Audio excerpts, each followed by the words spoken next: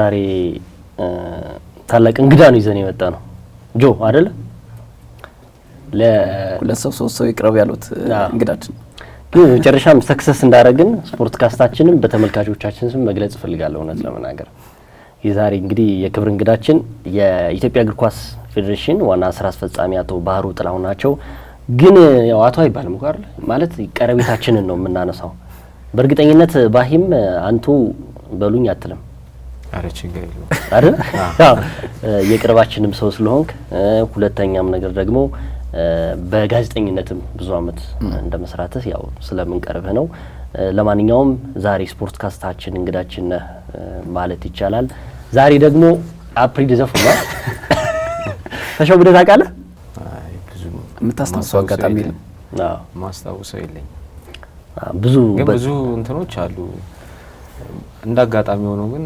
እንትንላችኋለሁ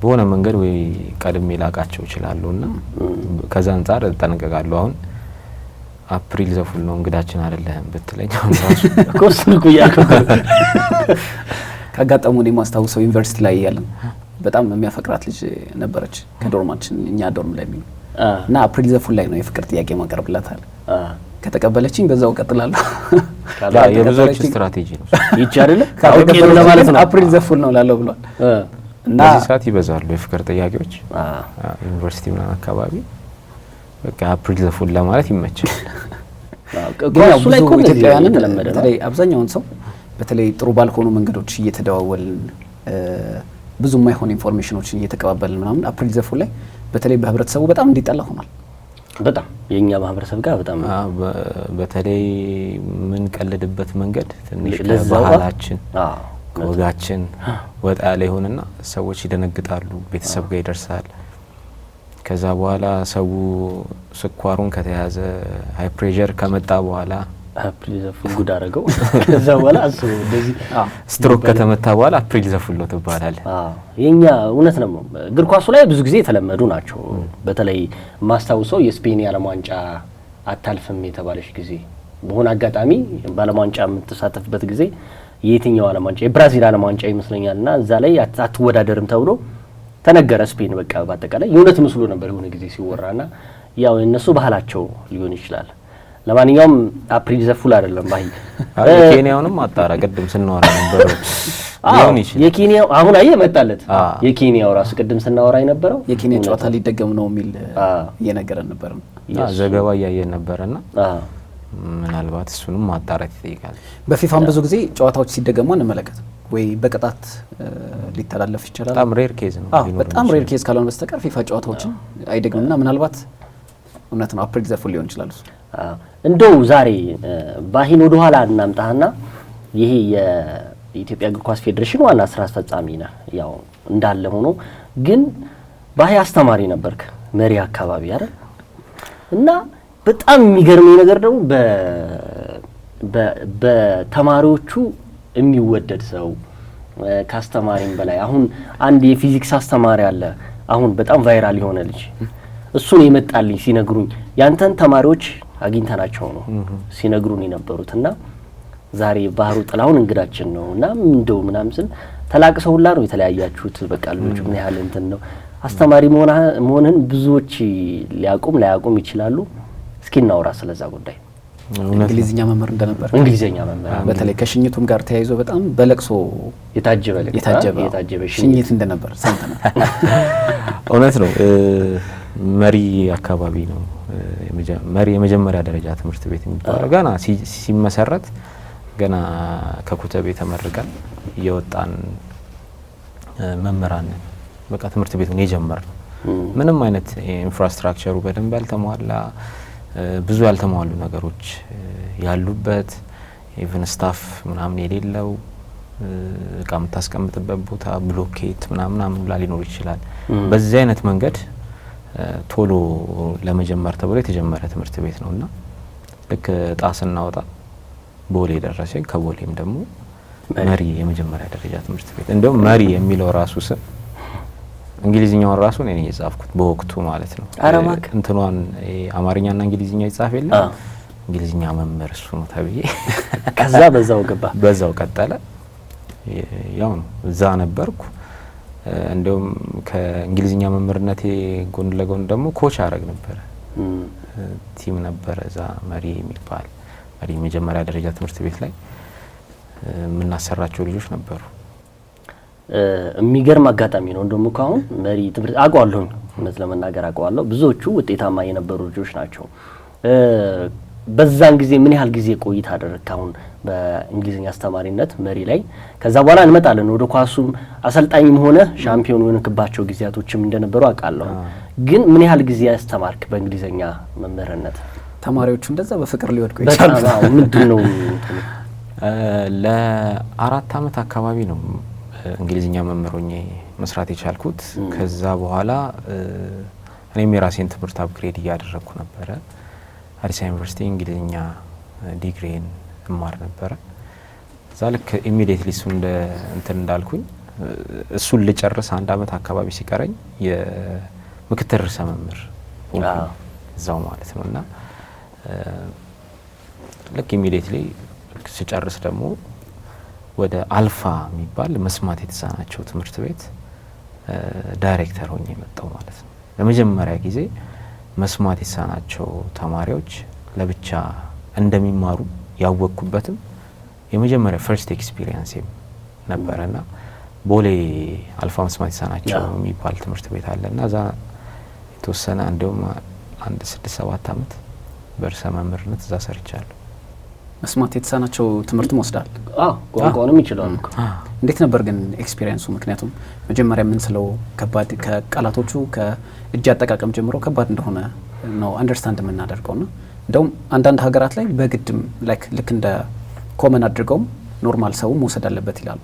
እና እንዴት አገኘው ከኖርማል ወስደህ ወደዛ እንደገና ደግሞ ከተማርክ በኋላ እነሱን ማስተማር? እውነት ነው። ከተለያዩ አካላቶች ጋር የመገናኘት እድል ነበር። ለምሳሌ እነዚህ ኤንጂኦዎች በተለይ ከሆላንድ የሚመጡ ከተለያዩ ስካንዲኔቪያን ካንትሪስ የሚመጡ ኤንጂኦዎች ነበሩና ስልጠናዎችን ይሰጡናል። አዌርነስ ክሬሽን ፕሮግራሞች አሉ ለወላጅም ለመምህራንም የሚሰጥባቸው ማለት ነው። እኔ ቱ ቢ ፍራንክ የመጀመሪያ ጊዜ በጣም ነው የደነገጥኩት። ልክ አልፋ መስማት የተሳናቸው የመጀመሪያ ደረጃ ትምህርት ቤት እዛ ነው የደረሰ ሲባል አንደኛ ፈተና እንትን ነው በሜሪት ነው ውድድር ነው የነበረውና ተወዳድሬ አንደኛ ነበር የወጣሁት ይሄንን ፖዚሽን ለማግኘት። ስለዚህ መምረጥ እችላለሁ ማለት ነው፣ የምፈልገው ቦታ መግባት እችላለሁ የሚል ነበርና አንተ ጥሩ ውጤት ስላለ ቦሌ ላይ አለኝ። እኔ ከካዛንቺስ ልጅ ከካዛንቺስ ቦሌ ብሄድ ይሻለኛል ወይስ ከካዛንቺስ የሆነ ሌላ ቦታ የነበረው ጨፌ የሚባል ትምህርት ቤት ነው ከመሪ አልፎ መሪ ስንት አመት 4 አመት 5 አመት ተማልሼ አይቼዋለሁ። መሪ እንደውም በደም ያለማናት እኛን ማለት ይቻላልና ለምን ወደዚህኛው አይሻለኝም ብዬ ይሄኛውን መረጥኩኝና አበላለሁ ምናምን አልኩ። ተጨማሪ ከደሞዝ በላይ የሙያ አበል ምናምን ተብሎ ማለት ነው። ስንት ነው ሲባል በኃይለ ሥላሴ ጊዜ የጸደቀ 30 ብር እስከ ቅርብ ጊዜ የነበረ ማለት ነው። በኃይለ ሥላሴ ጊዜ የጸደቀ 30 ብር በቃ ያቺ 30 ብር ናት። ያቺ የመስማት የተሳናቸው ወይም ልዩ ፍላጎት ያላቸው ተማሪዎች ጋር በመስራት የምታገኛት 30 ብር ነች ጭማሪው። እና በወቅቱ ያስቤ የነበረው በቃ ተጨማሪ ደሞዜ ላይ ተጨመረ ምናምን 30 ብር አበል ይወዳል ቃል እና እዛ ሄድኩኝ። ልክ የመጀመሪያ ቀን በቃ እምባይውላን የመጣው አንደኛ ያው ስፔሻል ኒድስ ኤጁኬሽን እንማራለን። ስንማርም ያው ነካ ነው ትምህርቱ። የትኛውም እንደ ኮመን ኮርስ ነው የምትማረው። ፔዳጎጂ ከተማራችሁ ልታውቁ ትችላላችሁ። ኮመን ኮርስ ሆኖ ይቀርብልሃል። እነዚህ ልዩ ፍላጎት ያላቸው ልጆች እንደዚህ በኢንክሉሲቭ ሆኖ የሚማሩበት አካባቢ ካለ እንደው ልትጠቀመው እንደምትችል ነው። ግን ይሄኛው ለብቻ ሴፓሬት ሆኖ ነው የሚማሩት እና እድለኛ አይደለሁም ብዬ ነበር መጀመሪያ። ከዛ በኋላ የሚገርም ብዙ ኦፖርቹኒቲዎች አግኝቻለሁ ከአልፋ መውጣት የምችልባቸው፣ ግን መውጣት አልፈለግኩም። ካላመድከው በቃ በደንብ ከገባህ በኋላ በደንብ አንደርስታንድ ስታደርገው የእነሱን ሳይኮሎጂ በተለይ ወላጆች ምን ያህል ዋጋ እንደሚከፍሉ ስታይ ለልጆቻቸው ምናምን እንትን ትላለህ አንተ ራሱ። ከክፍያም በላይ ነው ሳቲስፋክሽን ያለው። የምሬ ነው የምነግርህ። ስለዚህ እዛው መቆየቱ ነው። ከዛ አዲስ ዩኒቨርሲቲዎች ደግሞ ከኛ ጋር የጋራ ስምምነት ነበራቸው። የሳይን ላንጉጅ ስልጠና ደግሞ መስጠት ጀመሩ። ያኔ እኔ ሳይን ላንጉጅ ስልጠናውን ወሰድኩት ማለት ነው። አሁን ፐርፌክት ነህ ታወራለህ? አይ ፐርፌክት አይደለም። አንደኛ ልምምድ ይፈልጋል። በየጊዜው ይረሳል። የሚረሳ ነገር ነው። የሚረሳ ባይሆንም እንደ በፊቱ ተቀላጥፈ ሀሳብን ለመግለጽ ትቸገራለህ። የሙዚቃ ኮንሰርት ኢትዮጵያ ውስጥ እኮ ተዘጋጅቶ ነበር አይደል? የመስማት የተሳናቸው የሆነ ጊዜ የምታስታውሱ ከሆነ ኮንሰርቱን አላስታውሰውም። ክሊፕ ግን አለኝ እኔ እዛ ይሰራው ማየት ትችላላችሁ። ለተመልካቾች ማሳየት ትችላላችሁ። እንዴት ያልከራው ቴዲዮ የሰራው የሳይን ላንጉጅ በሳይን ላንጉጅ የተሰራ ሙዚቃ አለ። ክሊፑን እኛ ነን የሰራ ነው። እኔና ሁለት የመስማት የተሳናቸው መምህራኖች ማለት መስማት የተሳናቸው አይደሉም የሚሰሙ ናቸው፣ ግን እዛ ላይ የሚሰሩ ልጆች። ስለዚህ ቴዲዮ ክሊፕ ላይ ሰርቷል ነው እኮ በቃ ያልገባንበት ቦታ የለም ለማለት ነው። በጣም ይገርማል። እንደውም እኮ የመስማት የተሳናቸው የሚባለው እውነት ለመናገር ምን ታስታውስ ከሆነ ሚስተር ቢን ከመጀመሩ በፊት አይደል የመስማት የተሳናቸው ፕሮግራም ነበር ዜና። ያን ጊዜ በጣም ብዙ ህፃናቶች እኮ እኛም የመቻል ፍላጎት ያን ጊዜ ይመጣ ነበረ። ፕላስ ደግሞ በጣም ተመልክታችሁ ከሆነ እዛ ላይ የሚቀርቡ ፕሮግራሞች በሌሎች ጊዜያቶች ማናገኛቸው በጣም ኢንተርቴን የሚያደርጉ ናቸው። ስለዚህ ሁሌ የመስማት የተሳናቸው ፕሮግራም እንከታተል ነበር። አስታውሳለሁ። ያልገባበት የለም እንግዲህ ገና ብዙ ሚስጥር ያወጣል ማለት ነው። እናወራለን። የስፖርት ሻምፒዮን ሆናል፣ አሰልጣኝ ሆነ። ከዛ በፊት ግን አባት የስፖርት ሳይንስ አስተማሪ እንደነበሩ ደቡብ አፍሪካ ድረስ ሄደው እንደተማሩ ሹክ ሲለኝ ነበር። ቀደም ይገኝና በጣም ኢንቨስቲጌት እያደረጋችሁ ማለት ነው። ወደዛ የገባው በተለይ ትምህርት ቤት ውስጥም ወደ ስፖርት እንቅስቃሴ የገባው በአባት ተጽዕኖ ነበር መጀመሪያ ወይስ የራስ ተነሳሽነትም ነበር? የሚገርመው ያው እንግዲህ የኔ አባት ሲወለድም ጀምሮ የስፖርት መምህር ሆኖ ነው የሚሰራውና ጥላውን ልመን ይባላል። በዚህ አጋጣሚ እያየም ከሆነ ያያሉ እቺ ፓርት እንደውም ቆርጠን ሊንኩን እንልካለን። እያየም ከሆነ እዚህ ስላደረስከኝ አመሰግናለሁ ማለት እፈልጋለሁ። ምክንያቱም ብዙ ዋጋ ከፍሎ ነው እዚህ የደረስኩትና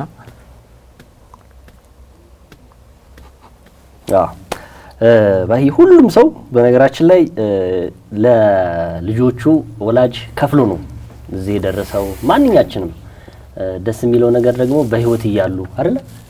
ሁሉም ሰው ደግሞ በጣም አሪፍነቱ ደግሞ ማመስገን መቻላችን ራሱ ይሄን እድል እኮ አላገኘነውም ባይ እና አይ ነው በጣም ኢሞሽናል እንደሚያደርግ አታችመንታችሁ ነው ሁሉም ነገር። ስለዚህ ጋሽ ጥላሁን ያዩታል እርግጠኝነት። ይሄን ደግሞ እናስተላልፋለን። ለማንኛውም ወደ ሙዳችን ክብር ነው። ያንተም ያነባኸው ያለቀስከው ለሳቸው ትልቅ ክብር እንደሆነ መረዳት አለበት። ምክንያቱም ኢንቨስት ያደረጉበት ልጃቸው ብዙ መስዋዕትነት የከፈሉለት ልጃቸው ቢያንስ የሚፈልጉት ደረጃ ላይ በህይወት እያሉ ማየታቸው፣ ከዛ በላይ ደግሞ አንድ ትልቅ ኢትዮጵያ ውስጥ ትልቅ የሚባል የእግር ኳስ ፌዴሬሽን የሚመራ ልጅ አላቸው። ይሄ እኮ ትልቅ ስኬት ሆኗል። በስፖርት ሳይንስ አስተማሪ ሆኖ የኖሩ ሰው የወለዱት ልጅ በሚፈልጉት ቦታ ላይ ሲያገኙ ማለት ቀላል ነገር አይደለም። የሚገርመው ያ ኢሞሽናል የሚያረጉ ሞመንቶች አሉ። ዲስተርብ ማድረግ አልፈልግም፣ ግን ብዙ ዋጋ ከፍሏል እዚህ ደረጃ ለመድረስ ማለት ነው። ለብቻችን የኖርንባቸው ጊዜያቶች ስላሉ ማለት ነው። ፕላስ ደግሞ በእያንዳንዱ የትምህርት ሂደቱ ላይ ምሳሌ ሆኖኛል። ከዲፕሎማ ጀምሮ ዲግሪ፣ ማስተርስ፣ ፒኤችዲ ለመማር የሚያደርገውን ጥረት ስታይ ያው እንትን ትላለህ። ስፖርት ሳይንስ ላይ በጣም አታችድ ሆኖ ነው የመጣውና ያ ተጽዕኖ ያደርጋል ሙሉ በሙሉ ማለት ይቻላል። እኔ ኮተቤ ስገባ እኮ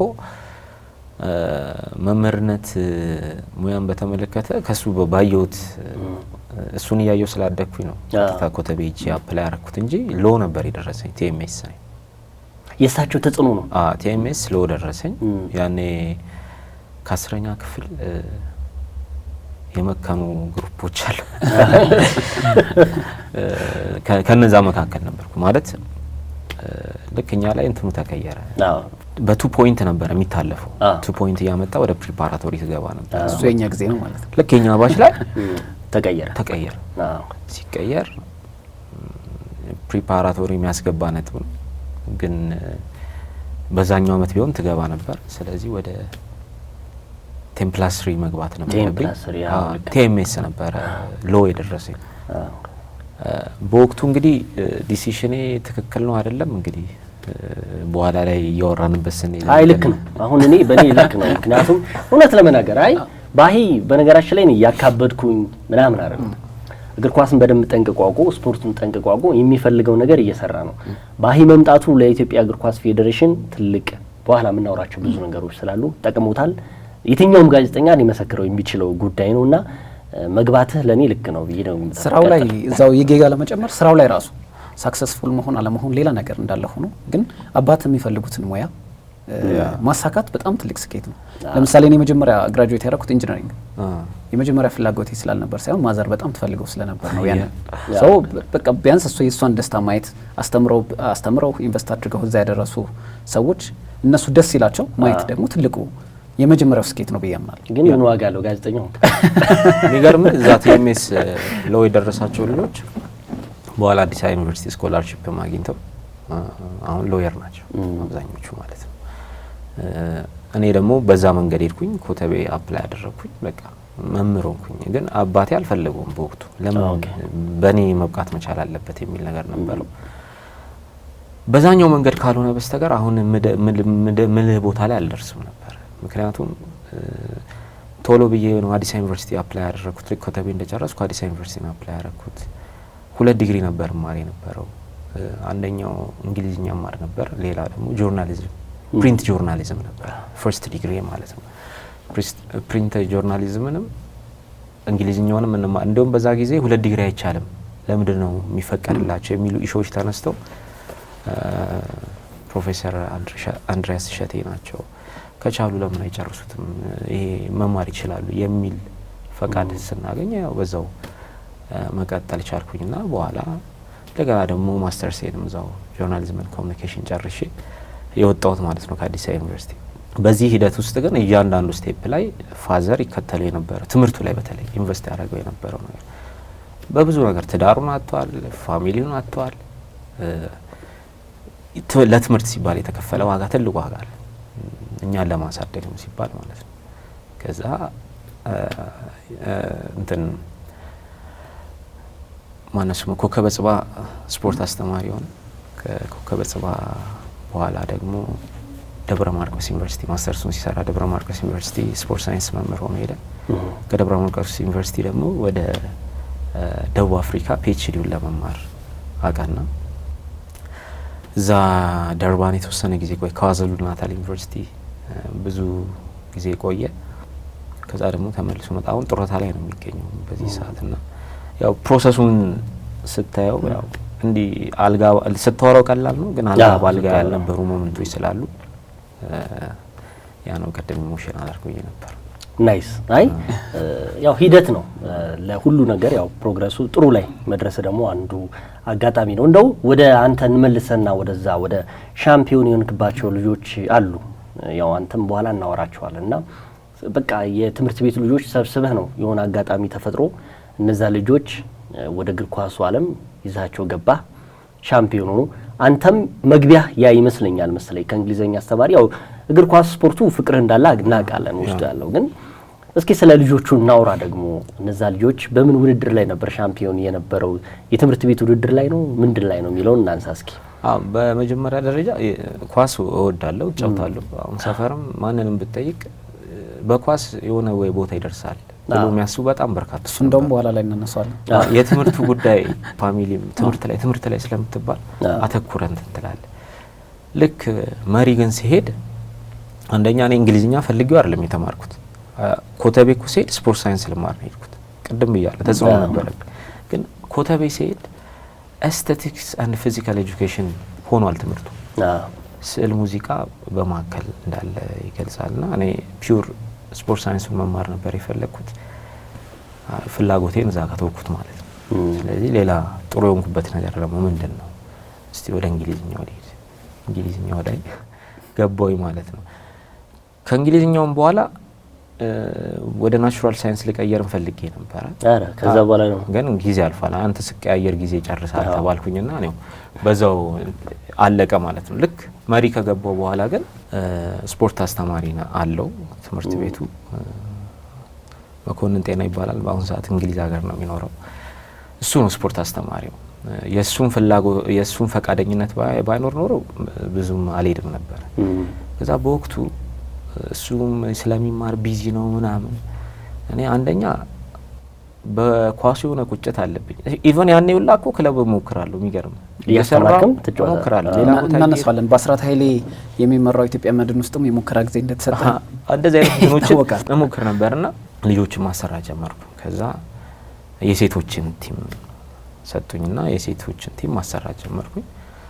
የቦሌ ክፍለ ከተማ የትምህርት ቤቶች ውድድር ነበረ። 2 አመት ተከታታይ ሻምፒዮን ነበርኩኝ።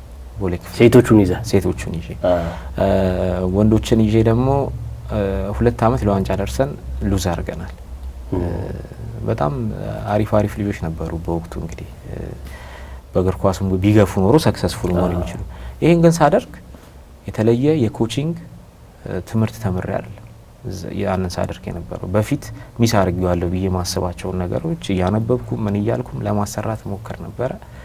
ከዛ በኋላ እንዲሁም ቦሌ ክፍለ ከተማ ስፖርት ጽህፈት ቤት ላይ የነበሩ በወቅቱ የነበሩ ሰዎች ይሄ ልጅ ለምን ኮቺንግ እንዲማር አናረገው?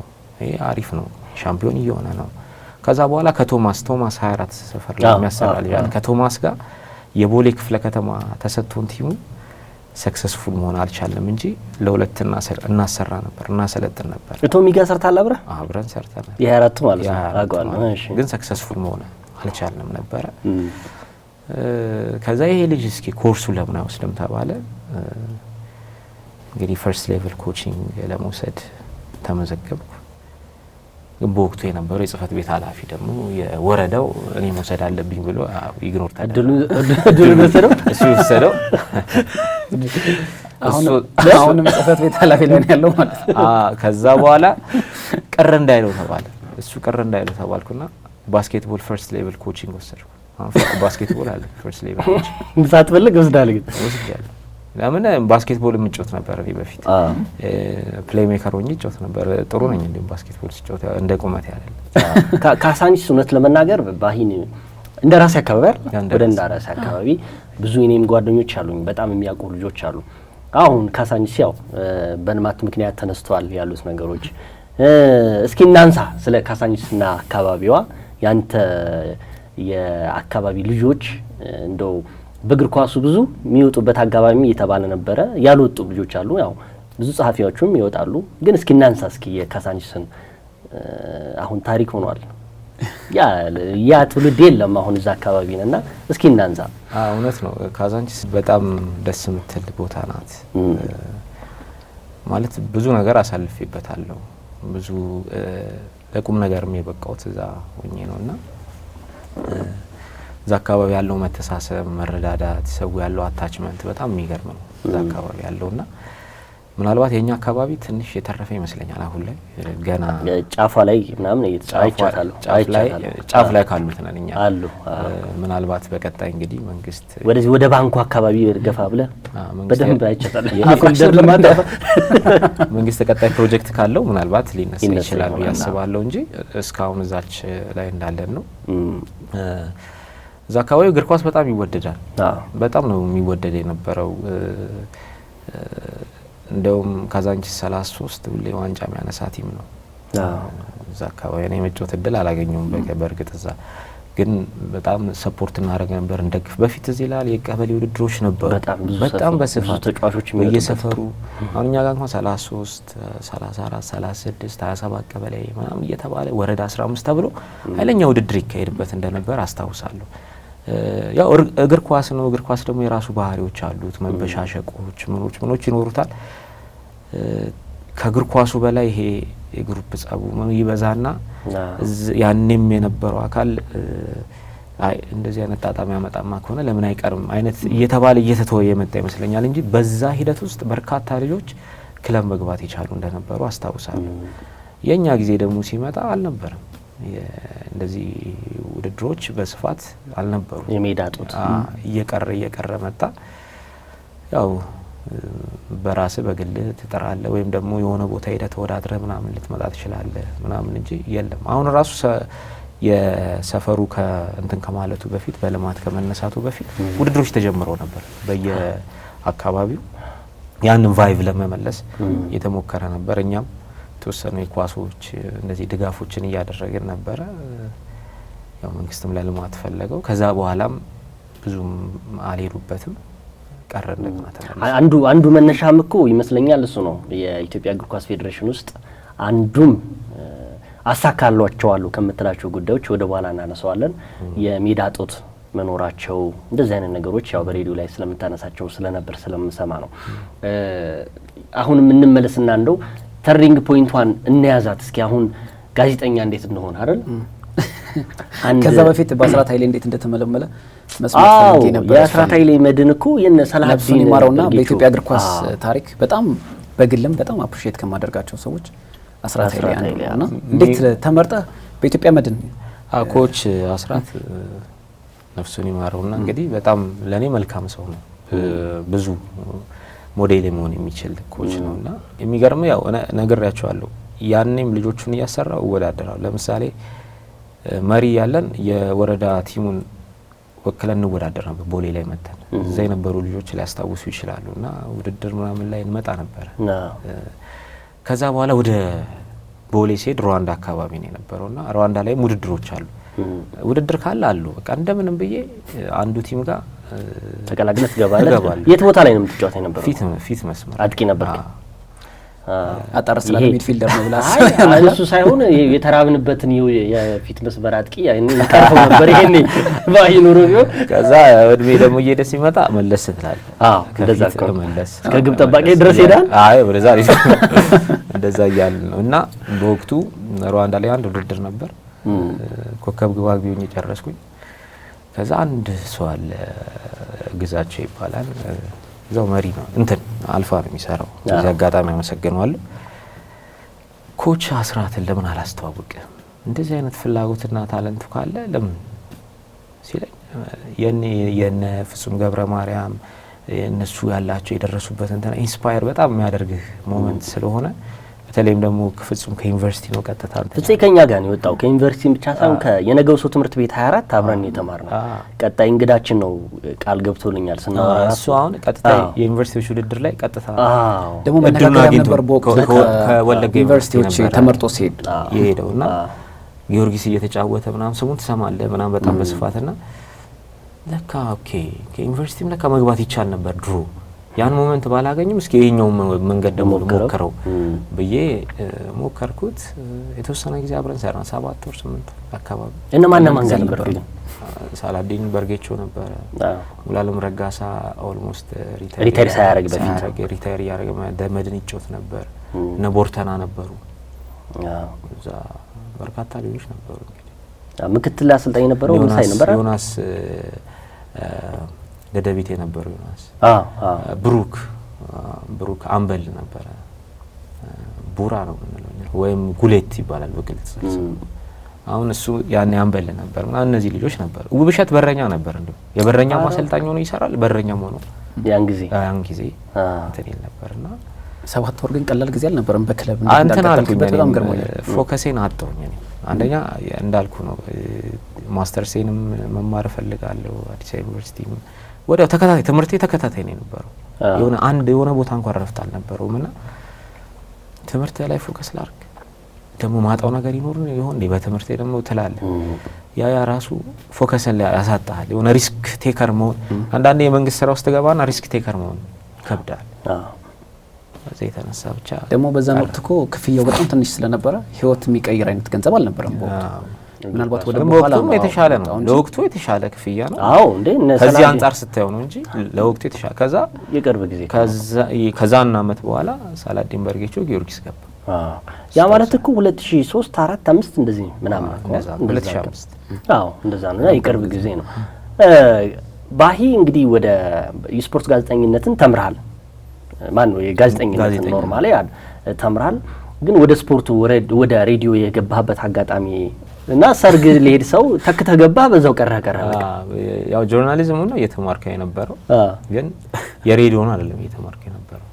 ፕሪንት ጆርናሊዝም ነው እየተማርከው ያለውትና የሆነ መስመር ሲዘረጋለ ከዛ መስመር ውጪ መውጣት የሚቻል አይመስልምና ፕሪንት ጆርናሊዝም ነውና ስለዚህ እኔ ጋዜጣ ላይ ወይ እንደዚህ መጽሐፍ ምናምን ነው ሊሆን የሚችለው። ከዛ ብሮድካስት ውጪ ምንም ብሮድካስት ላይ ምክንያቱም ብሮድካስት ጆርናሊዝም የሚማሩ ልጆች አሉ።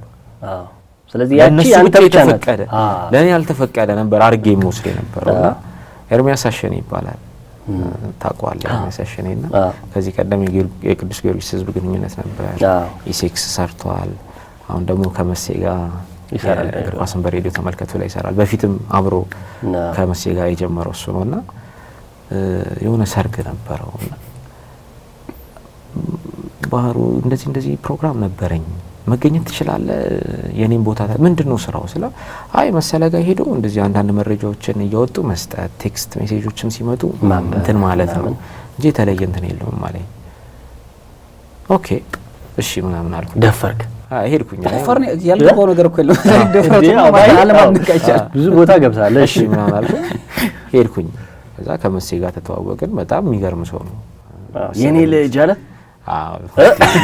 ያ ጊዜ ትዛይለ አሉላ ጋር የኔ ልጅ ጅሬኛ እንደዛ ነው የሚለው እኮ መሴ ያው በጣም ያለው እንትን በጣም እድሉን ሰጠኝ።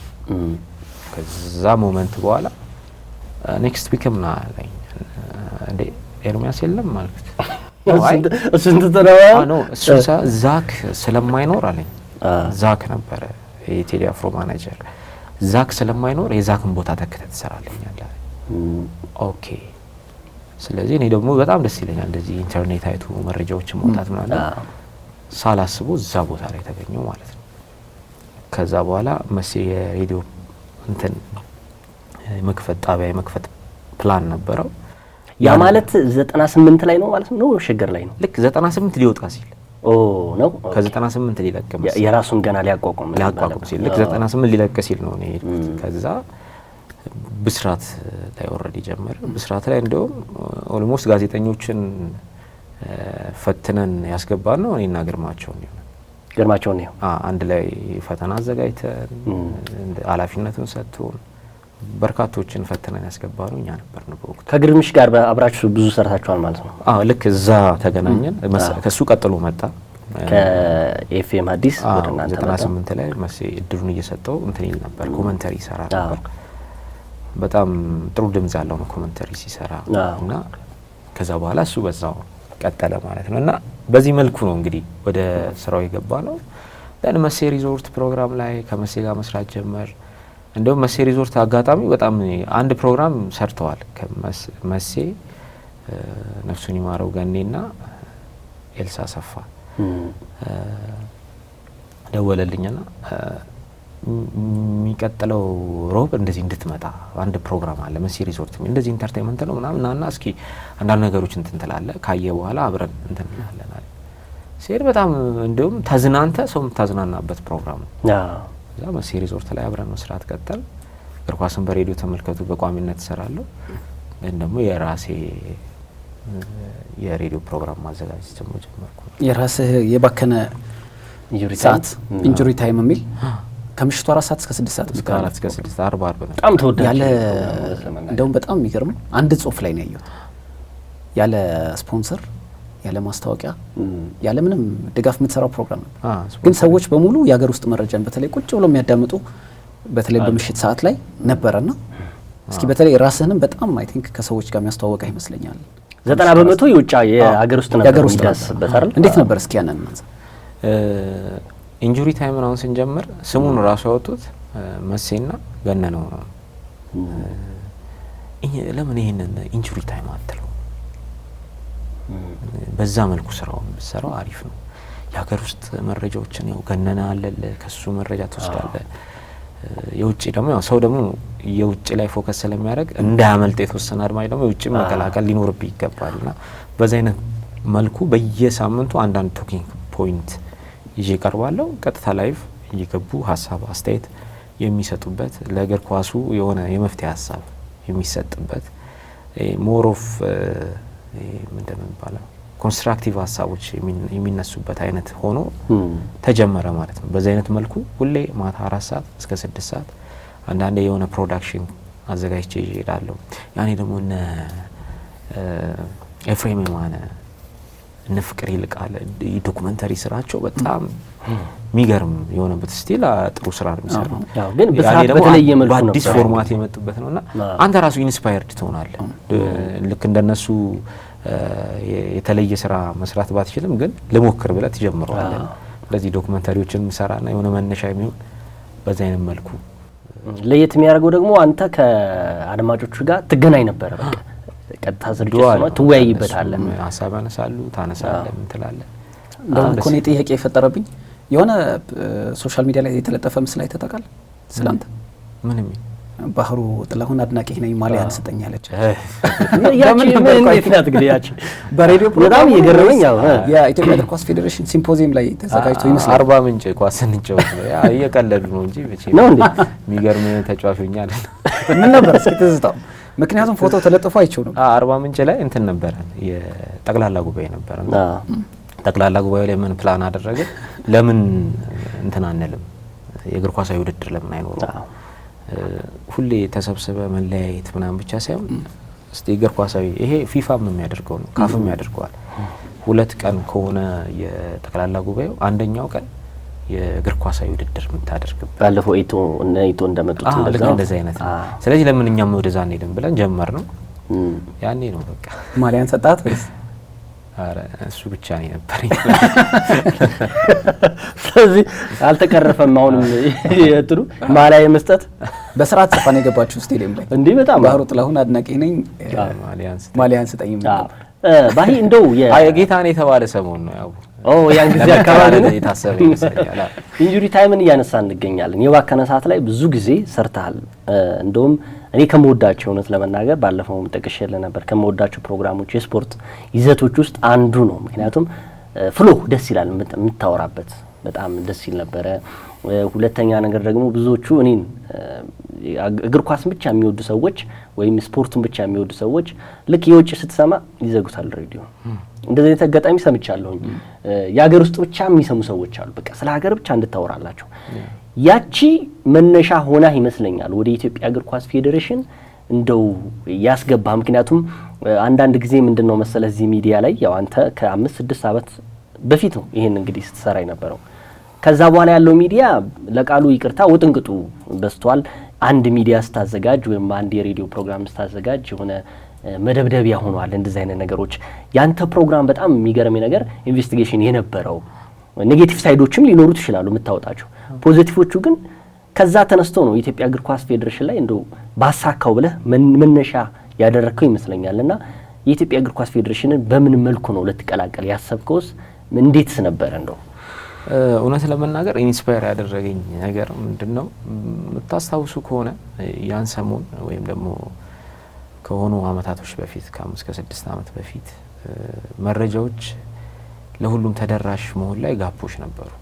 እንትና በሰጠኝ መረጃ እኮ ተለመደሽ ነበረች የኛ ምንጭ በጣም የተለመደሽ ነበር። የውስጥ አዋቂ መረጃዬ ምናምን እየተባለ ነው የሚሰሩ የነበረው። እንደውም ከአንድ የስራ ባልደረባዬ ጋር እንደውም አየር ላይ ትንሽ ኮንፍሮንት ተደራርገናል። የሆነ አንድ መረጃ ላይ እያወራን እኔ በግሌ ያገኙት መረጃ ለኔ በተሰጠኝ መረጃ መሰረት ምናምን ይላልና ያንተ ጓደኛ አንድ አየር ላይ ነው እንደዛ ሲል እኔ ለምን ላንተ በግል ይሰጣል? ለምን ላንተ ብቻ በግል ይሰጣል? መረጃ ፐብሊክ ነው መሆን ያለበት። መረጃው እኩል ይውጣ። አንተ የራስ አንግልን ይዘህ ልሰራ ትችላለህ። ከመረጃው ተነስተህ ወይም ያንን ተደራሽ ልታረግ ትችላለህ። ለምን በፊት ምን አይነት ሀሳብ ነበረ? ያው የሀገር ውስጥ መረጃዎች በብዛት ማግኘቱ ከባድም ስለሚሆን ሁሉም ይቆጥባል፣ ይዝና ለራሱ ይቆጥባል። ቆጥቦ ነው ሀሳቡን ለማንሳት የሚሞክር ነበርውና ይሄ ትክክል አይደለም የሚል ትንሽ መከራከሪያ ነጥብ አንስተን ነበር። ያቺ ሞመንት እኔ ላይም የፈጠረችው ነገር አለ። ዋት ኢፍ አሁን ኮሙኒኬሽን ዳይሬክተር ብሆን ምን ማድረግ እችላለሁ? መረጃዎችን ተደራሽ ማድረግ የሚቻልበት ምናምን ሞመንቶችን መፍጠር ይቻላል የሚል ፍላጎት ነው የነበረው። ከዛ ውጪ ደግሞ ፌዴሬሽኑ እንደ ልቡ ሰው ይናገረዋል፣ ምንም ሳይየለው በቃ የሆነ ግዑዝ ሆኖ ቁጭ ብሏል።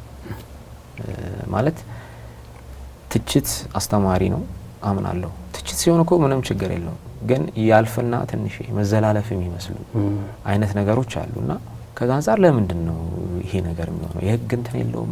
ሁሌ የራሴ ጥያቄ ነበር። እዛ በሆነስ ምን ላደርግ እችላለሁ? የሆነ ስርዓት ማበጀት መቻል። አንዳንዴ እኮ ሰው ወይ ወደ ዘለፋ ምናምን የሚሄደው አስፈላጊውን መረጃ ማግኘት ካልቻለ ሊሆን ይችላል። ስለዚህ መረጃውን ታስቀምጥለታለህ። ከዛ ውጭ ማብራሪያ ከፈለገ ደግሞ በቀላሉ ሊያገኝ የሚችልበትን መንገድ ነው ማመቻቸት መቻል ያለብንና ያንን ያ ሀሳብ ኢንስፓየር ያደርገኝ ነበር። እድሉን ሳገኘው ወደዛ ገባሁ። በነገራችን ላይ በጣም ሴንሲቲቭ ስለሆነ ነው እውነት ለመናገር ባይ እናንተ ከመግባታችሁ በፊት የነበረው የኢትዮጵያ እግር ኳስ ፌዴሬሽን የምን ያህል እንኳን ቢጫ እኮ የመረጃ ክፍተት ነው እኮ ኢሜይል እንኳን በስነ ስርዓት የማይነበብበት ጊዜ የነበረ ነው። ትልቅ ተቋም የነበረ የኢትዮጵያ እግር ኳስ ፌዴሬሽን እንደዛ የነበረበት አጋጣሚ ነውና መነሻ መሆኑ ራሱ ይሄ ነው። አንድ ሞመንት ግን ልንገራችሁ ማለት የምን ያህል ቢጫ ጋር ተያይዞ ያለው ብዙዎቻችንን አሳዝኗል። እንደ አንድ ተመልካች እኔም ውጭ ሆኜ ያዘንኩበት ብዙዎቻችን የተጨነቅንበት ምናምን ነበር። ከዛ ድሉ ሲመጣ ነው እፎይ ሁሉም ሰው ማለት የቻለበትና በዛ ሂደት ውስጥ መስዋዕት የሆኑ አካላቶች እንዳሉ አውቃለሁ። በዛ ሞመንት የሚገርመው ተመሳሳይ አይነት ኬስ መቼ ተፈጠረ መሰላችሁ? የኢትዮጵያ ብሔራዊ ቡድን ከዚምባብዌ የዓለም ዋንጫ ማጣሪያ ሊጫወት ዚምባብዌ ላይ ነበር። የምታስታውሱ ከሆነ እኔ ቡድን መሪ ነኝ። አስቻለው ታመነ በሁለት ቢጫ አይሰለፍም የሚል ሪፖርት ፊፋ ላከ። የቱ ጋር ነው ቢጫ ያየው? አንደኛው ጨዋታ ደቡብ አፍሪካ ላይ የተደረገ ጨዋታ ላይ ቢጫ አይቷል። አንድ ጨዋታ ላይ እርግጠኛ ከጋና ይመስለኛልና ቢጫ አይቷል። ሌላኛው የቱ ጋር ነው ያየው የሚለው ትልቅ ጥያቄ ሆኖብኝ ነበረ። ከዛ ኢሜል ላኩኝ ለፊፋ። ኮሚሽነሩ ምን ትሊል አልቻለም። ሁለት ቢጫ አለው አይሰለፍም ማለት ፕሪማች ላይ በቃ እሱን ደምድመው ነው የወጣ ነው። በቃ በደፈናው አይሰለፍም። አስቻለው ጋርም ቁጭ ብለን አወራ ዋንቷን።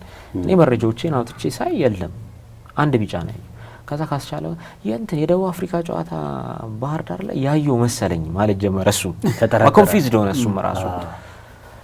ለማንኛውም ለኮቹ በቱም ነገርኩት። እኔ ይሄ ልጅ እርግጠኛ ነኝ አንድ ቢጫ ነው ያለው፣ ሁለት ቢጫ የለውም። እኛ ጋርም ያለው መረጃ ያን ነው የሚያሳየው።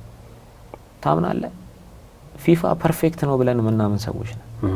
የኢትዮጵያ እግር ኳስ ፌዴሬሽን ፐርፌክት አይደለም የሚሉ ሀሳቦች እንደሚሰጡት ሁሉ ለፊፋ ምን ሰጠው ቦታ ደግሞ ፐርፌክሽኑን ለፊፋ ኃጢአቱን ለኢትዮጵያ እግር ኳስ ፌዴሬሽን ተሰጠ። በታምንም ባታምንም ጨዋታው ሊጀመር አንድ ሰዓት ሲቀረው ፊፋ አፖሎጂ ሌተር ነው የላከው ለኛ ማለት ነው። እግዱን አንስቶታል። በጣም ይቅርታ፣ ትክክል ናችሁ፣ መረጃዎችን ሪቪው አድርገናል፣ እንትን አላለም፣ መጫወት ይችላል። አቤት ይቺ አሁን አልተጮኸችም እኮ እንዳለው ነው። አሁን ባይ በተለይ ኔጌቲቭ ነገሮችን ብቻ አጉልተን ስለምናይ እንጂ ሁሉም ችግር እንዳለበት በመጨረሻም እኮ ሁሉም የሚሰራው የሰው ልጅ ነው አይደል? ማህበረሰቡ ዘንድ ብቻ ሳይሆን እኛ ላይም ተጽዕኖ ያሳድራል። ግን ስለተጠራጠርኩ እስቲ ነገር እያልኩ ኢሜል ስልክ ምን ስል አስጨነቅኳቸው በጣም በተደጋጋሚ ዊዝን በየ30 ደቂቃው ነበር ኢሜል ማድረግላቸው። 3 ቢጫ ሲያየ ዳኛ ያለ አይደል ትዝ አይልም? የዓለም ዋንጫ ላይ 3 ቢጫ ያሳየ ዳኛ ማለት ነው። የክሮሺያ ጨዋታ ከዛ ጋር ተያይዞ እንግዲህ ያ እንትን ሆነ። በእርግጥ ኮችም አስቻለውን አላሰለፈውም በወቅቱ፣ ምክንያቱም ሜንታሊ ሬዲ አይደለም፣ እርግጠኛም አልነበረም። እርግጠኛ ሆኗል። ሸሪላ ነበር እሱን ቦታ ተክቶ የተጫወተው አስታውሳለሁ። አንድ ለአንድ የወጣንበት ጨዋታ በጣም የሚገርመኝ ባሂ ከዚህ በፊት ለይጌ ጋር እያወራን ነበር። እውነት ለመናገር አንድ ፕሮግራምም ያንተን ስም እያነሳን በተደጋጋሚ የሰራ ነው ፕሮግራም ነበር። በተለይ የሆነ ፌዴሬሽን ስሙን መጥቀስ የማልፈልገው ፌዴሬሽን ደውለን ኢንፎርሜሽን ለመጠየቅ ሳይሰጡን ቀርቶ በዚህ በጣም አፕሪሼት መደረግ ያለበት ባህሩ ጥላሁን ነው የሚል አንስተን ነበር አስታውሳለሁ። በተለይ የሆነ ጊዜ 3 ፖይንት አካዳሚ አጀማመር ጋር ተያይዞ እዛ ጋር መተን ፕሮግራም ልንሰራ በፈለከው ወቅት ምናልባት ጋዜጠኛ ሆነ ስላለፍክ ይመስለኛልና ለሚዲያ በርህን ክፍት ነው ያደረገው። ይሄ በጣም ሊበረታታ የሚገባው ጉዳይ ቢሆንም ግን ምንም አይነት ስጋት የለብህም ሚዲያ ላይ ስትቀርብ፣ ለሚዲያ ራስን ክፍት ስታደርግ። እኔ ምንም አይነት ስጋት የለብኝም። የተደበቀ አጀንዳ ወይ የተለየ ነገር ካለ ብቻ ነው የምትሰጋው አይደል? አሁን ብዙ ጊዜ የማይገቡኝ ነገሮች አሉ። ቱ ቢ ፍራንክ በቦታው አለ መጠየቅ የሚገባው አካል አለ። ደውለህ መጠየቅ አትሊስት ያው ወሎ ሰፈር ነው ቢሮ መጥቶ መጠየቅ ይቻላል። ያ እንኳን ካልሆነ በስልክ መጠየቅ ይቻላል። ቢሮክራሲ አብዝተ መተ ቢሮ ድረስ ጠይቅ ካሜራ ይዘና መቅረጻ ድምጽ ይዘና ምን ባባለው አይደለም። አንዳንዴ እንደውም ሚስ ማረጋቸው ስልኮች አሉ ብዙ። ለምሳሌ ያው በስራ ምክንያት በመና የአንድ ጋዜጠኛ ስልክ ሚስ ባረኩ ቁጥር የተሳሳተ መረጃ ሊወጣ ይችላል ብዬ እጨነቃለሁ። የምሬ ነው ነገር ገብቷል ወይ? የተሳሳተ መረጃ ደርሶት ማብራሪያ ፈልጎ ነው የሚደውለው። ስለዚህ መልስ መመለስ መቻል አለበት። አንዳንዴ ሃይራርኪውን ሁላ አልጠብቅም ማለት ኮሙኒኬሽን ዳይሬክተር አለ፣ ወደ ኮሙኒኬሽን ዳይሬክተር ደውለ ከሱ መረጃው ሰጥ ማለት ይቻላል። ከሱ ጋር አያይዤ ነው ራስን ሁሉ ጊዜ በረን ክፍት የምታደርገው ያለ ምንም ነገር ከስጋት ነፃ የሚሆንበት መንገድ ስለሚያስገርም ፕሮሲጀር ባበዛ ቁጥር ወይ ኮሙኒኬሽን ዳይሬክተሩ ደግሞ ቢዚ ነው ሊሆን ይችላል፣ ወይ በማይመች ሁኔታ ውስጥ ሆኖ ስልክ ላይ አነሳ ይችላል። ስለዚህ እሱ ምን ሊያስብ ይችላል? የደወለው ጋዜጠኛ ቢሮክራሲ ያበዛውበት ሊመስል። ስለዚህ ቶሎ ነው መልስ ለመስጠት አም ሬዲ አቬሌብል ነኝ። ስለዚህ በደወለ ሰዓት ማብራሪያ ሰጣለሁ። እንደዛም ሆኖ ደግሞ ሚስ ማረጋቸው አሉ። በዚህ አጋጣሚ ይቅርታ መጠይቃቸው ማለት ነው። ሚስ ማረጋቸው ስልኮች ሊኖሩ ይችላሉና ምናልባት አንተ ለኔ ስደውልልኝ በቀን 4ኛ ስልክ ሊሆን ይችላል፣ እኔ ጋር ግን ሲመጣ 600ኛ ሊሆን ይችላል ወይ 100ኛ ስልክ 70ኛ ስልክ ሊሆን ይችላል። ገብቷል? እንደ ወቅቱ ስልክ ጥሪዎቹም ይበዛል። ተጫዋች ይደውልብሃል። አሁን የእግር ኳሱ እንትን አወቃቀር በራሱ እንደዚህ ሃይራርኪ እየጠበቅ የምትጓዝበት አይደለም። አንዳንድ ሁኔታዎች ለምሳሌ ደሞዝ ያልተከፈለው ተጫዋች በብዙ ቻሌንጅ ውስጥ ሆኖ ቢሮክራሲ ጠብቀ እዛ እንትን ጋር ሄደ እዛ ጠይቅ ምናምን አይደለም የምትለው። ሲደውል አንስተ ልታወራው ይገባል። ቢያንስ አትሊስት አንተ ስታወራው የሚቀለው ነገር ይኖራል ተጫዋቹ። ወይም ደግሞ አሁን እኔ ቢሮ እንትን ይሄ ምንድነው ይግባኝ አስገባ ዲሲፕሊን ሂድ ምናምን ማለላቸው አሉ። ለምሳሌ ኬዙን አይቼ ቀጥታ ደውላለሁ ወደ ክለቦች። በዚህ ክለቦች ይፈታ ለምን ደሞ አከፍሏቸው? ይሄ ልጅ 4 ወር ደሞዝ አልተከፈለው ምን በልቶ እንትን ይበል። አንዳንድ ቲሞች ምን ያደርጋሉ? 4 ወርም ሳይከፍል 5 ወርም ሳይከፍል የትራንስፖርት ሳይሰጥ ኢቭን ይሄ ጥሩ ክሎዥር አንዳንዴ እኮ የሚከፈቱ ሪሌሽንሺፖች በአግባቡ መዘጋት መቻል አለባቸው አይደል? በአግባቡ መዘጋት መቻል አለ። ሂዱጣ ሻንጣን ይዘህ ሂድ ምናምን ይባላል። ሁሉም እንደምታየው አይደለም። አዘኮች ሁሉንም ማይመለከት ቢሆንም የተወሰኑት ያሉበት ሌቭል ተጫዋቾችን በዲክታተርነት እንትን የሚሉ ናቸው። ወጣይት ምናምን የሚባሉ ተጫዋቾች አለ። ይሄን እንዴት ነው እንትን የምትለው? ራሴን ላጠፋ ነው ብሎ የደወለ ተጫዋች ይገጥማል። ለምሳሌ ፋሚሊ ጋር ተበተነ እንደዚህ ሆንኩ ምናምን ክለቦች በፈጠሩት ጉዳይ ያን ልጅ ትሪት አድርገ አውርተ አንዳንዴ ሳይኮሎጂስትም ትሆናል አስረድተ ካለህ ላይ ደግሞ የሆነ ነገር ኮንትሪቢዩት አድርገ እንዲህ ማይነገሩ ለሚዲያው ማተወረው የምታረጋቸው ብዙ ነገሮች ይኖራሉ። እንደዛ ባለመሆኑ ሚስ ባረክ ቁጥር የሚፈጠሩ ዳሜጆች ይኖራሉ። ለሚዲያውም ልክ እንደዛው ሚዲያውም ጋር አካባቢ ልክ ሲደወል ቶሎ ብለ ማብራሪያ መስጠት መቻል አለ በመጣው ኢሹ ላይ። አንዳንዴ ደግሞ ጊዜ የሚሰጥ ከሆነ አይ ኮሙኒኬሽን ዲፓርትመንቱ ላይ መረጃውን ታገኛለህ ትላለህ። ጊዜ የማይሰጥ ግን ከሆነ ቶሎ መልስ ትሰጣለህ። አይሻል? ልክ ነው። አይ ባይ ልክ ነው። እንደው እንግዲህ ጋዜጠኛ ሆነ በሰራባቸው ጊዜያቶች የኢትዮጵያ እግር ኳስ ፌዴሬሽን ከውጭ ሆነ የምታዩ ነበረ፣ ውስጥ ደግሞ ያየው ፌዴሬሽን አለ። መጀመሪያ ልዩነቱ ምን ነበረ? ሁለተኛ ሳሳክተሃል ወይ አንተ የምትፈልጋቸው ነገሮች? ለምሳሌ ባሉት ጊዜያቶች ውስጥ እንግዲህ የዛሬ አመት አካባቢ አሜሪካ ከመሄድ በፊት ቆይታ አድርገን ነበር እዚህ ሀገሬ ስፖርት ላይ የምታስታውስ ከሆነ ማታ ፍላይት ነበረ፣ ጧት ነው መተህ እንደውም እኛ ጋር ቆይታ ያደረከውና ያን ጊዜ ነግረኛል። አንጻራዊ የሆኑ ነገሮች እየተፈቱ ያሉ ነገሮች አሉ፣ ወደፊት ይፈታሉ ብለህን ነበርና አሁን እንደው እንዴት ነው? መጀመሪያ ውጭ ሆነ ጋዜጠኛ ሆነ አሁን ደግሞ ውስጥ ሆነ እያየው ነው ያን ነገር። እንደ ጋዜጠኛ ነው የምጠይቀህ። አንተም ጋዜጠኛ ሆነ ስታየው እንዴት ነው ልዩነቱ? ልዩነቱ ይኸውልህ የሚዲያ ካልቸራችን ለሁለት ከፍዬ ባየው የተሻለ ነው ብዬ አስባለሁ። ይሄ በደንብ በአግባቡ የኢትዮጵያን እግር ኳስ ፕሮሞት ለማድረግ የተለየ ኢንቴንሽን ሳይኖረው የሚሰራ ሚዲያ አለ። በደንብ ህጸጾች ሲኖሩ በደንብ ህጸጾችን እያጎላ ፌዴሬሽኑ መሻሻል በሚገባው ናሽናል ቲሙ መሻሻል በሚገባው ጉዳይ አጠቃላይ የእግር ኳስ ስትራክቸራችን፣ አጠቃላይ የእግር ኳስ ሊደርሺፓችን፣ አጠቃላይ ክለቦቻችን ያሉበት ቅርጽ እንዲስተካከል ኢንፍራስትራክቸራችን ላይ እየሞገተ ምናምን መሄድ የሚዲያ አውታር አለ። ይሄ አብዛኛውን የሚመለከት ሆኖ በጣም ጥቂት ደግሞ የተለየ ሚሽን ይዘው የተነሱ አሉ። ያ እነዛ ናቸው አሁን እየተከታተለ አንተን ብቻ አታክ የሚያደርግ ሀመር የሚያደርግ ለዛም አስፈላጊው የሆኑ ሰፖርቶች የሚሰጡ። ያ ሰው እኮ ያወራው አንተ አውራው ብትለው ያወራው፣ ግን የሆኑ ሰዎችን የዛ መነገጃ ለማድረግ የሚሞከርበት ሂደት አለ። አንዳንዱ ባልዋልክበት ውለሃል አይነት የሚመስሉ ዘገባዎችን ታያለ። የስምህን ያህል እርግጠኛ ሆኖ የሚያወራ ሰው አለ እና አንዳንዴ ራስን ላጠራ እንዴ እኔ ማን ነኝ ወይ ሌላ ሬፕሊካ አለኝ እንዴ ምናምን ብለህ ራስን እንድትጠራጠሩ እስከ ማድረግ ድረስ የሚደረስበትና ያለ እውቀት የሚዘገቡ ነገሮች ይሄ በደንብ ኢንቨስቲጌት አድርገ ምናምን ነገር መሰራት ሲገባው አሁን አንዳንዱ አገር ውስጥ እግር ኳስ ስድብ የሚመስለዋል። አገር ውስጥ እግር ኳስ ሰራ የሚባለው መሳደብ የሚመስለዋል። በቃ አሁን የተወሰነ እንትን ላይ የምትመለከታቸው አይነት ነገሮች አሉ። ስለዚህ አሁን እኔ እንደ አንድ ፌዴሬሽን ውስጥ እንዳለም ሰው ከውጭም በፊትም እንደነበረ ሰው ሳይው የኢትዮጵያ እግር ኳስ ለማሳደግ የሚታትረውን የሚዲያ ባለሙያ ያህል ለማዳከም ደግሞ የሚሰራው አላማው ምን እንደሆነ ግልጽ ያልሆነ ደግሞ አለ። ያ ራሱን የቻለ አንድ ችግር ነው። ፕላስ ደግሞ ይሄ የፌዴሬሽኑን ማንዴት አልተረዳል። ፌዴሬሽኑ እስከምን ድረስ ነው ማንዴቱ፣ ምን ማድረግ ሲችል ምን ማድረግ ደግሞ አይችልም የሚለውን በደንብ ያለ ማየት ነገሮች አሉና ከዛ አንፃር የሚናውን ያለ መረዳት ነገሮችን ኦብዘርቭ አድርጌያለሁ። አሁን በፊት ውጪ ሆኜ ይሄ የእግር ኳስ ፌዴሬሽን ለካ አይደለም ሚናው ብዬ ተረዳኋቸው። በጣም በርካታ ለራሴ የወሰድኳቸው ነገሮች አሉ።